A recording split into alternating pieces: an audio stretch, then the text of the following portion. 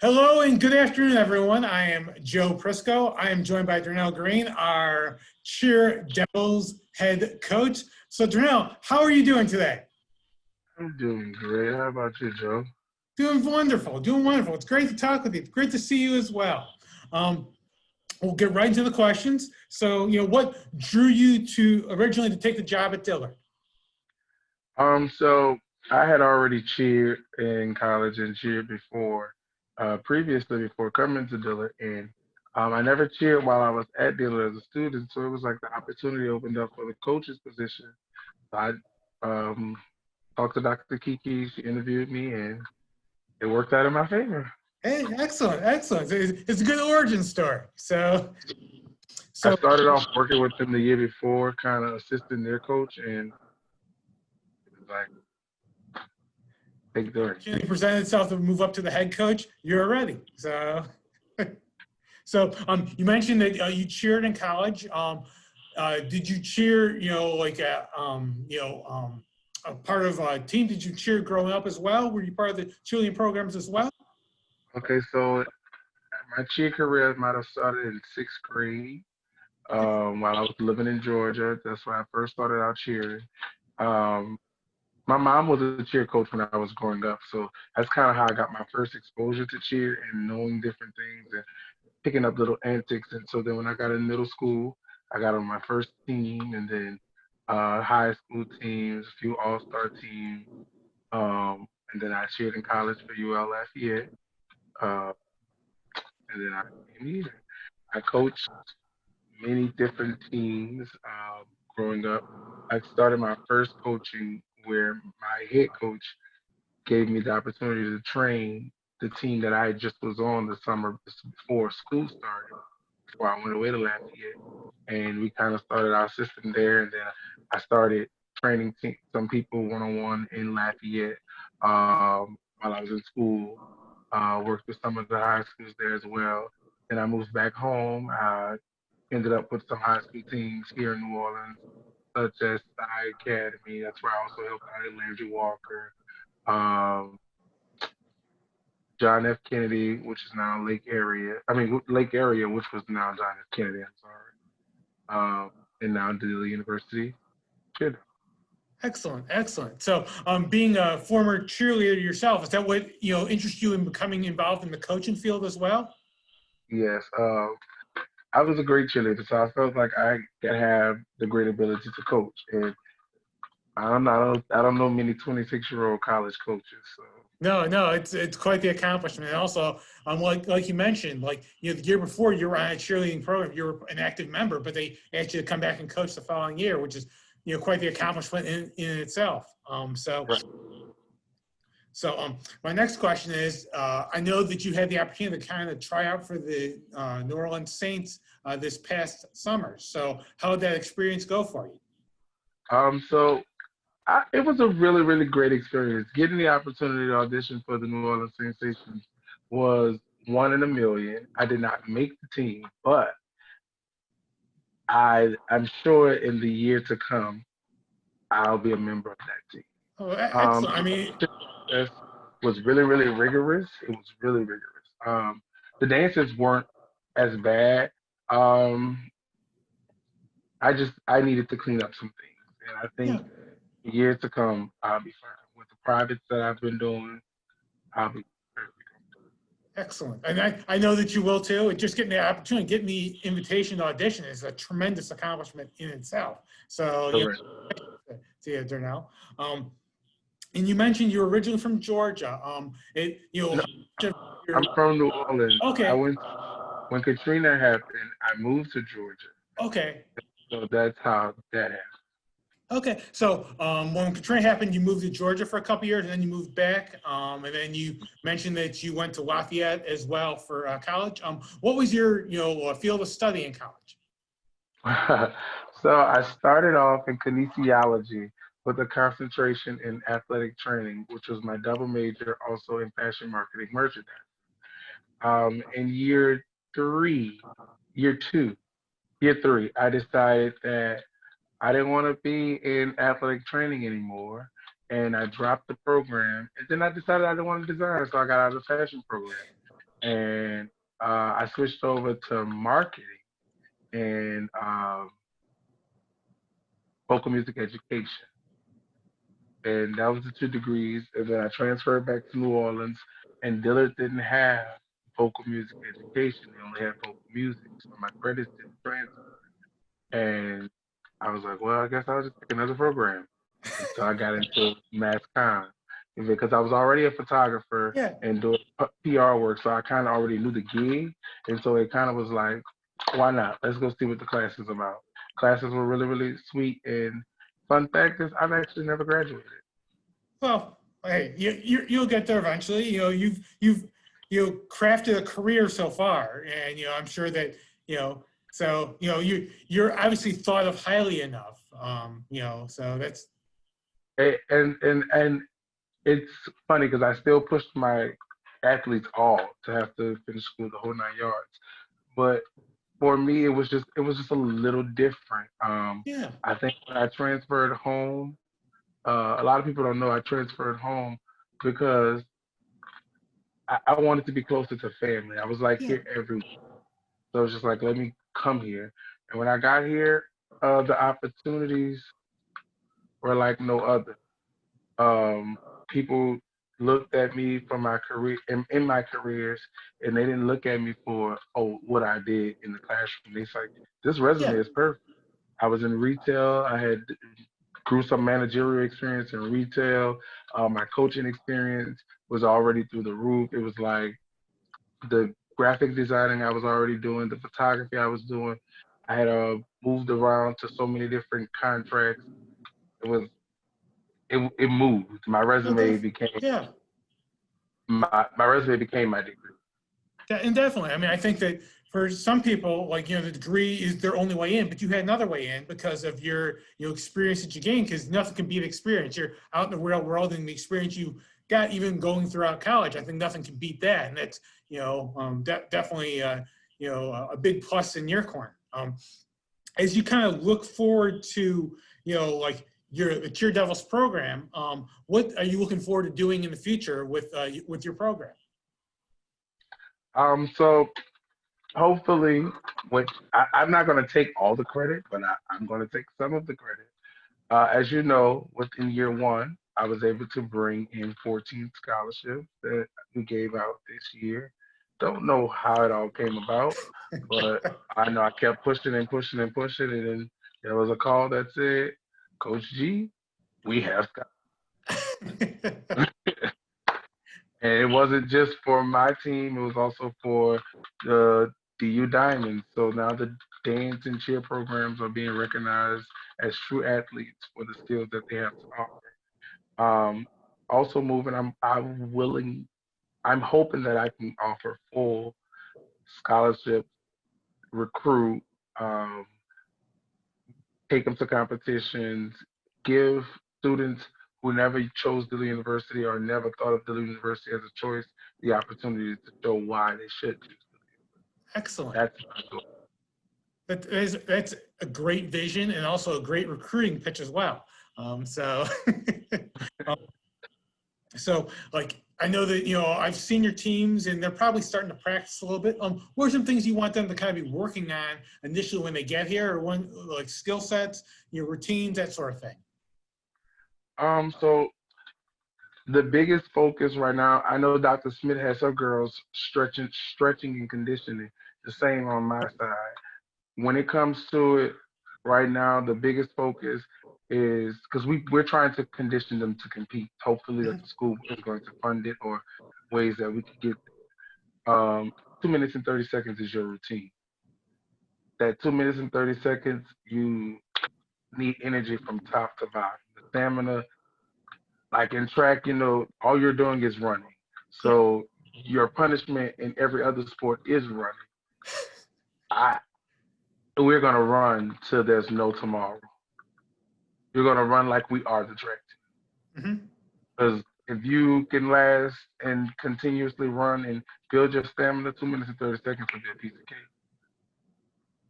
cake. So start tumbling, dance, and cheers, piece of cake. We literally, yesterday, we canceled practice because of Sally on Monday. And so we turned around and I was like, well, y'all tumbling coach was coming, so y'all want to still come and tumble, whoever wants to tumble, because, you know, some girls have it, some girls don't. Mhm. We had a great time. I actually had a few girls throw up, and then they put the work in. But that's good. I mean, you have a certain level you want them to reach, and like as far as conditioning is the first step to them getting to the ultimate goal. So it's excellent. Um, when you're looking at yourself, looking at your life, looking at your career, so who are some people that have inspired you along the way or continue to inspire you? It's funny because I know they're gonna make you edit this part out, but my biggest inspiration in the cheer world will always have to be mm, what they say: you keep your friends closer, your enemies closer. He's really my friend, but we've always ended up on the opposing sides. Is the head coach at Xavier University, Glenn Castro. He was my high school cheer coach. He was the coach, I was the captain, but we didn't run the same shift. So I was we made it though. We did a lot. He taught me a lot. He gave me my first coaching gig, and so he's really motivated me to become a college coach. Never would I ever have thought we would have been colleagues and against each other in rivalry, but it's sweet. Yeah, It's you drive each other, and that's the important part. Is like you want your team to be better than his team. He wants his team to be better than your team. That's what a great rivalry does. It's you guys have respect for each other, but you still want to up the ante every time. So it's funny because UNCF's around the corner, and last year was my first year as the head coach, and so when we got ready for UNCF, me and him went out to eat at Zia's, maybe excuse me, a few days before. And when we were sitting there, we were eating, I had just cut into my salmon. I said, so what's your routine? He said, no, what's yours? I said, let's do better. I'll let you hear my music and you can let me hear yours. As soon as I pressed play, he cut my song off and said, we both not doing Coachella. I said, whoa, what? We had the exact same music mix. It was kind of like, and we got them both done separately. So yeah, it was kind of like, ha, ha. We had two different routines. They were yeah, both sides, but but it was but like everybody was sitting there. Everybody in the audience was like, did they do the same song? We already had news. The two of us knew. We told our teams like they doing Coachella, we do it. We called ours Blue Cella, and I think they called theirs uh XU Cella. So it worked. Both yeah. performances were great. Excellent, excellent. So, you said that you're native of New Orleans. So, what are some of your favorite foods from New Orleans, or stuff maybe you can only get here, or places that you enjoy going?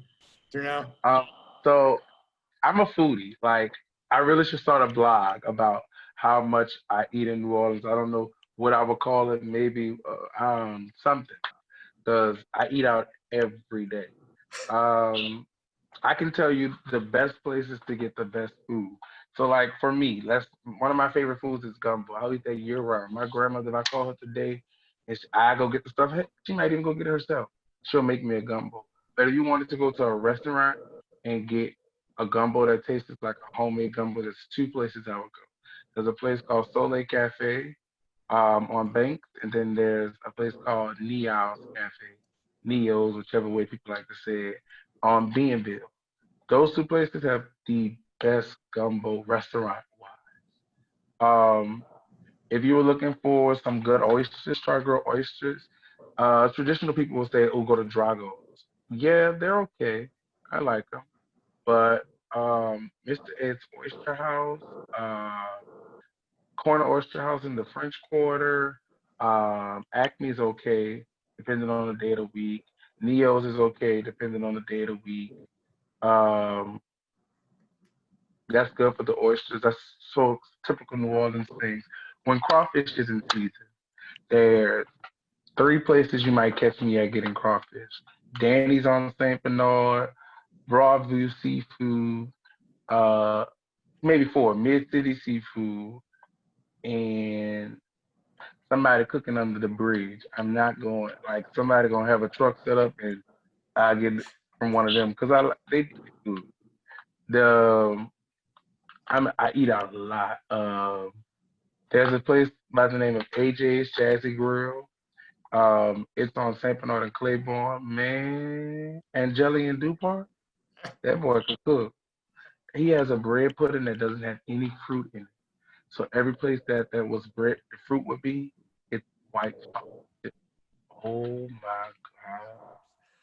And then he has this salmon where he topped it with crawfish, crab meat, shrimps. Oh,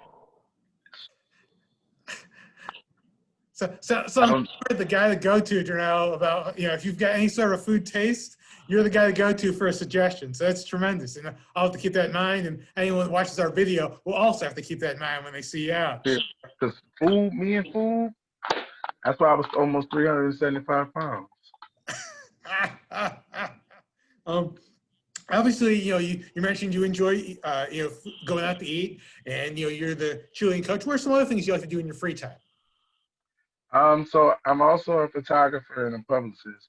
And so I find myself doing a lot of PR work, editing photos, shooting gigs, or I also produce a drag brunch currently.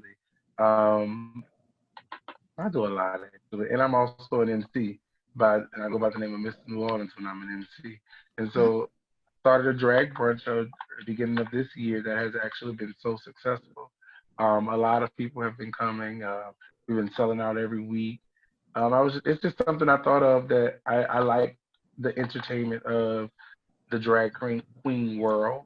It's very amazing. It's an artistry that I think everybody should experience at least once in their life, gay, straight, bisexual, Mhm. whatever.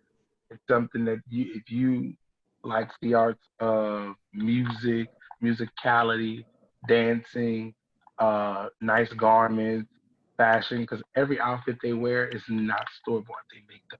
Yeah. So it's even more. They have to feel it. It's an artistry that people should tap into. But yeah, I find myself doing a lot of creative directing as in the field of PR, photography, producing shows, things. You've got a very creative mind, a very creative. You get involved in a lot of different creative outlets. It's amazing, Dernell. I really appreciate it. So I have two more questions for you. Because Mhm. you're involved in so much, what was your first ever job? My first ever job. Technically, this was my first job, but my first ever job was I was I think about 11 or 12. My uncle Johnny Jackson was running for a campaign, and I had to work his campaign with street signing, getting people to put signs in their yard, organizing campaign material, and things of that nature. So the campaign was my first ever. So it was your experience getting out there, talking with people, and shaking some hands. So you got a little politician in you. Well, that's my goal. My goal is to be the president of the United States. So we'll get Excellent. there. Excellent. And my last question for you is going to be that anyone that's seen you at the Blue Devil Classic realizes you have a certain sense of style. You're very stylish. So where did your sense of style come from, Dernell? Um, that question, there's a lot of people that want to take credit for that title, but I just, I don't know. My mother says it's her. My father says it's him. My brother says it's them. I think it's me. Right here. I don't know where, because even like if you look at the pictures behind me, my girls, that's my uniform. I created So that. They yeah, look amazing. they do look amazing, and it's I didn't know that, but it definitely it fits. With things I've seen you wear, like even when you come out to games, you have a certain sense of style. Blue Devil Classic. I think you mentioned that you had like a tailored outfit made for it. So Right. You know how many people were upset with me that I wore green? Alums were like, where are you going with that green? That's the new thing. I said, well, if you knew your history and if you looked into your crest, there's always been green in the crest. And I said, if you ever listen to the school's alma mater, we sing about our oaks, which are what? Green. So therefore, today's homage It's just to the avenue of the oaks. And the lady looked at me and said, I know BS when I see it. I said, okay. Well, Dernell, I appreciate you taking the time talking with me today. This has been not only educational, but it's been very entertaining, and I appreciate you taking time out of your very busy schedule to fit us in today. So thank you.